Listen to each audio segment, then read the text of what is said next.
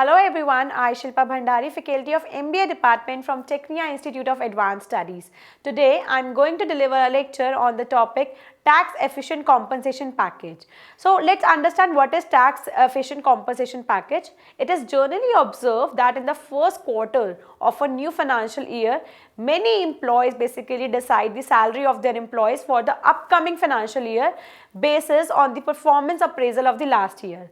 So in many cases, employees are given the flexibility to structure different components of their salary within the broad contours of the company's compensation policy. The employees are allowed to structure the salary as per their financial goals, personal requirements and requirements for retirement corpus. Such structuring of the salary has a consequent bearing of the taxable salary income and net take-home pay of the employees. Hence, it is important that the employees are aware about the provisions of the Income Tax Act 1961. The act that read with the Home Income Tax Rules 1962 for some commonly used components. Let's understand this house rent allowance, which is one of the component. So, employees staying in a rented accommodation can claim exemption from HRA in their salary structure, which is based on their rental payments. The tax exempt amount is at least of actual HRA received or 50% of the basic salary or rent paid, that is 10% of their basic salary. So the exemption is subject to the verification of the prescribed supporting documents, for example the lease deed, the rent receipt and so on, to be furnished by an employee, says Parisat Sariwala, who is a partner and the head Global Mobility Services Tax KPMG in India.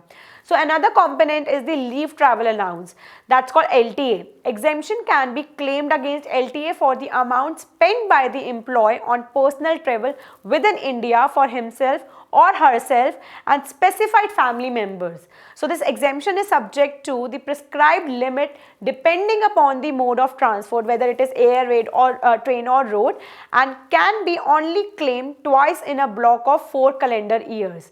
Like current block is from 2014 to 2017 and so on. Like HRA, the employees are required to furnish the prescribed documents in support of the cost of the travel, which is again informed by the surveyor as well. Another of the component is your medical reimbursements. An employee can claim a tax-free reimbursements which is up to rupees 15,000 per annum by furnishing proofs of the medical expenditure which is incurred by himself or herself and specified family members. Next of the allowance is your conveyance allowance. Conveyance allowance of rupees 1600 per month can be claimed as exempt without furnishing any of the supporting proofs. Next of the component is your food coupons. There are meal vouchers provided by the employer which are not transferable and usable only at eating joints up to 50 rupees per meal, and they are not taxable in employees' hands. Next of the component is your National Pension System, NPS. So, employers' contribution to NPS is exempt up to 10% of the basic salary without any upper limit. Employees' own contribution of up to rupees 50,000 is eligible for deduction against taxable income over and above the limit of rupees 1,50,000 under Section 80C of the Income Tax Act. We have some other tax efficient reimbursements as well, like telephone reimbursements towards mobile and the landline telephone connections, which can be structured as a component in the salary structure. Usually this is based on the actual bill amount and is required to be within a reasonable limit prescribed by the employer. So, there could be various other components like the car, professional pursuits and then so on, which can be structured in the compensation structure. So, this was all about the components of the salary which are tax efficient compensation. So, I hope you understand the lecture. Thank you so much.